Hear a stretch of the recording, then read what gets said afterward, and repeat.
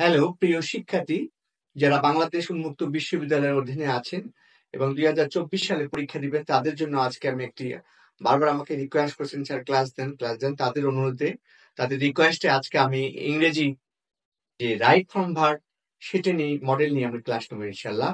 Let's get started. এখানে আমাদের grammar অংশ থাকে। এখানে correct the form of the verbs within the brackets and use them in the gap.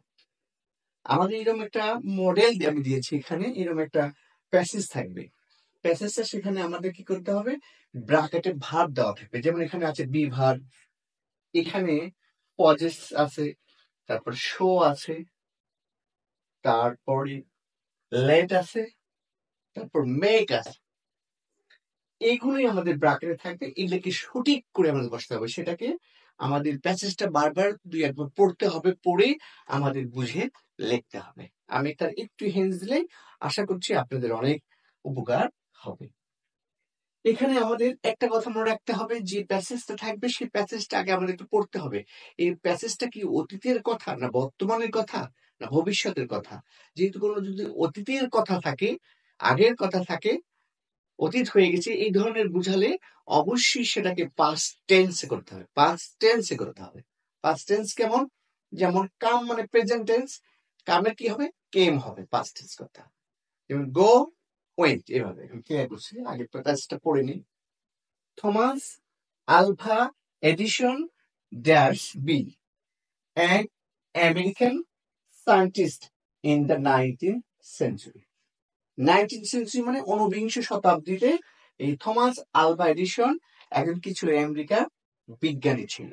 ঊনবিংশ শতাব্দীর Thomas Alva Edison American scientist, American কি ছিল, বিজ্ঞানী ছিল, ইন দ্য 19th century, ঊনবিংশ শতাব্দী।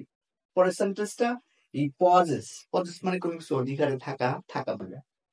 এই পজেস এর সায়েন্টিফিক এইম, তিনি সায়েন্টিফিক কি লক্ষ্য ছিল, বিজ্ঞানের কি বিজ্ঞানের তার লক্ষ্য ছিল, বিজ্ঞানী হওয়ার একটা লক্ষ্য ছিলেন আর কি, পজেস ছিল কোনো কিছু। ইভেন এমনকি ইন হিজ বয়হুড, ইভেন এমনকি ইন হিজ বয়হুড, তার বাল্যকাল থেকে, হি শো মানে দেখানো, কিন্তু হি শো গ্রেট ইন্টারেস্ট, খুব গভীর আগ্রহ দেখাচ্ছিল, ইন সায়েন্টিফিক এক্সপেরিমেন্ট, বিজ্ঞানের যে পরীক্ষা আছে পরীক্ষাগুলোর প্রতি ছোট্টবেলা থেকেই তার প্রতি কি ছিল, গভীর আগ্রহ দেখিয়েছিল। দিস ইন্টারেস্ট, এই আগ্রহটা led him to tremendous success in course of time. তিনি সময় ব্যবধানে কি করেছে, ব্যাপকভাবে তিনি সফলতা লাভ করেছেন। He made many of great invention of the world, তিনি পৃথিবীতে অনেক কি বড় বড় যে আবিষ্কারগুলো সেটি কি আবিষ্কার তিনি করিয়েছেন। তাহলে এই যে টমাস আলভা এডিসন কি বেঁচে আছে, বেঁচে নাই, তাহলে কি আগেরকার কথা? তাহলে আমাদের অবশ্যই পাস্ট টেন্স হবে। এখানে দেওয়া আছে, আমার টেনশন নাই। তাহলে টমাস আলভা এডিসন, বি মানে আপনাদের বুঝে নিতে হবে, বি মানে এম ইজ আর, আরটা কি হবে, অজ ওয়াই। এটা মনে রাখছো, বি মানে এম। এই পাস্ট টেন্সের কথা আছে, তাহলে এম ইজ আর একটা হবে নাকি, ওয়াজ বা ওয়ার হবে? এখানে ওয়াজ হবে না ওয়ার হবে? ওয়াজ হবে। টমাস আলভা এডিসন একজন ব্যক্তি, এখানে অবশ্যই ওয়াজ হবে। তারপরে এই পজেস আছে, এখানে পজেসটা হবে না, এই পজেসড হবে, পাস্ট টেন্স হবে। পজেসের প্রেজেন্ট টেন্স, এটা পাস্ট টেন্স পজেসড। এই পজেসড এর সায়েন্টিফিক এইম, তিনি বিজ্ঞানের লক্ষ্য ছিলেন, বিজ্ঞানের প্রতি তার একটা লক্ষ্য ছিল। ইভেন এমনকি ইন হিজ বয়হুড, তার বয়হুড থেকে, বাল্যকাল থেকে, হি শোটা কি হবে, তার পাস্ট টেন্স যেহেতু অতীতের ঘটনা, শোটা তবে শোড গ্রেট ইন্টারেস্ট, সে গভীর মনোযোগ দেখিয়েছিলেন, ইন সায়েন্টিফিক বিভিন্ন পরীক্ষা, বিজ্ঞানের যে পরীক্ষাগুলো আছে সে ছোটবেলা থেকেই এটার আগ্রহ, গভীর আগ্রহ শো মানে দেখিয়েছিলেন। সে শোটা হলো প্রেজেন্ট টেন্স, শোর পাস্ট টেন্স, শোর প্রেজেন্ট পাস্ট টেন্স হবে শোড, ইডি যোগ করতে হবে। দিস ইন্টারেস্ট লেট, লেট মানে কোনো কিছু থেকে পরিচালিত হওয়া, ধাবিত হওয়া। আমাদের মনে রাখতে হবে লিড থেকে শব্দটা আসছে লেট, লেট, লেট। তারপরে আমরা কি করবো, tremendous success in course of time.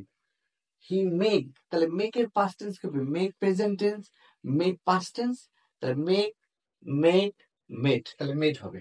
He make এর জায়গায় কি হবে, হি মেক এর জায়গায় কি হবে, made many of the great invention of the world. তিনি পৃথিবীর কি কি বিশাল বিশাল আবিষ্কার গুলো তিনি করেছিলেন, বড় বড় যেগুলো আবিষ্কার সেগুলো তিনি করেছিলেন। কে করেছে, তাহলে আমাদের আবার একটু রিপিট করি। তাহলে যেহেতু এটা এটা আগেরকার কথা, অবশ্যই এটা পাস্ট টেন্স হবে, যে বি ভার্ব থাকলে অ্যামিজ আর প্রেজেন্ট টেন্স, আর ওয়াজ আর পাস্ট টেন্স। তো থমাস আলভা এডিসন, এখানে বি আছে, তাহলে ওয়াজ আমেরিকান সায়েন্টিস্ট। তাহলে একজন আমেরিকান মিলেও গেল, ওয়াজ ছিলেন, একজন আমেরিকান কি ছিল, বিজ্ঞানী ছিল, কোন শতাব্দীতে, ইন দ্য 19th সেঞ্চুরি, ঊনবিংশ শতাব্দী। হি পজেস ছিলেন, কি ছিলেন, পজেসটা কি পাস্ট টেন্স হবে, যেহেতু এটা পাস্ট টেন্স হলে এখানেও পাস্ট টেন্স করবে। হি পজেসড, ইডি যোগ করতে হবে, এর সায়েন্টিফিক এইম, তিনি সায়েন্টিফিক যে লক্ষ্যটাতে ছিলেন তার কি লক্ষ্য, এই মানে বিজ্ঞানের প্রতি তার একটা লক্ষ্য ছিল ছিল ইভেন ইন হিজ বয়হুড, এমনকি তার শৈশবকাল থেকে, বয়হুড অর্থাৎ বাল্যকাল থেকে, সরি মানে বাল্যকাল থেকে, হি শোটা হবে না, হি শোড দেখিয়েছিলেন, গ্রেট বিশাল আগ্রহ, ইন্টারেস্ট মানে এখানে আগ্রহ, ইন সায়েন্টিফিক এক্সপেরিমেন্ট, কিসে, ইন কি ক্ষেত্রে, বিজ্ঞান পরীক্ষার ক্ষেত্রে তার গভীর আগ্রহ দেখিয়েছিলেন।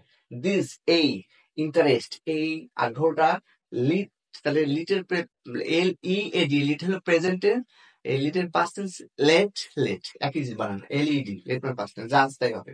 This interest let him to tremendous success in course of time, তাকে সময়ের ব্যাপারে তাকে কি বিশাল সফলতার দিকে ব্যাপকভাবে কি ধাবিত করেছিল, লিড মানে পরিচালিত করেছিল, কাকে, এই থমাস আলভা এডিসন।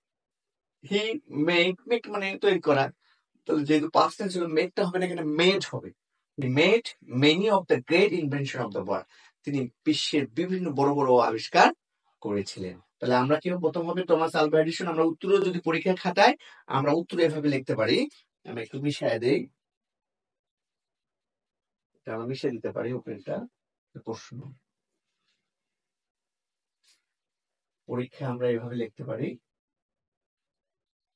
প্রথমে আমরা এখানে আমি দিলাম, এই নাম্বারটা কি দিলাম, এখানে বি আছে, আমরা দেবো অস, তারপরে বি নাম্বারে কি দিব, পরীক্ষা আমরা খালি উত্তর লিখবো, প্যাসেজ না লিখলেও হবে। নাম্বার 2 এ কি আছে, পজেসড আছে, তাহলে আমরা কি দেবো, possessed, P O double S E double S E D, possessed, ছিল, কোন অধিকারে থাকা। তারপরে শো মানে দেখানো, সি নাম্বারটা, শোটা হবে শোড, দেখিয়েছিলেন, শো মানে দেখা, শোড মানে দেখিয়েছিলেন, এটা গেল সি। ডি নাম্বারটা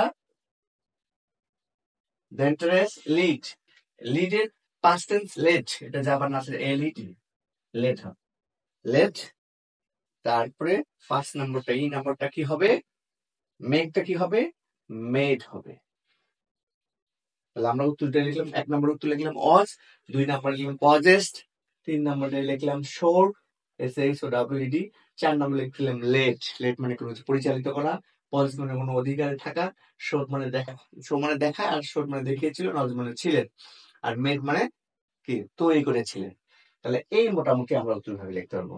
হ্যালো প্রিয় শিক্ষার্থী, আজকে যে আমি একটা রাইট ফ্রম ভার্বের যে মডেল সেটা নিয়ে ক্লাস নিলাম, এর পরবর্তীতে আবার অন্য কোনো ক্লাস নিয়ে, মডেল 2 অথবা অন্য ক্লাস নিয়ে ইনশাআল্লাহ ধারাবাহিক ভাবে এখন নিয়মিত ভিডিও করবো ইনশাআল্লাহ। আমার জন্য দোয়া করবেন, আবার দেখা হবে, সি ইউ।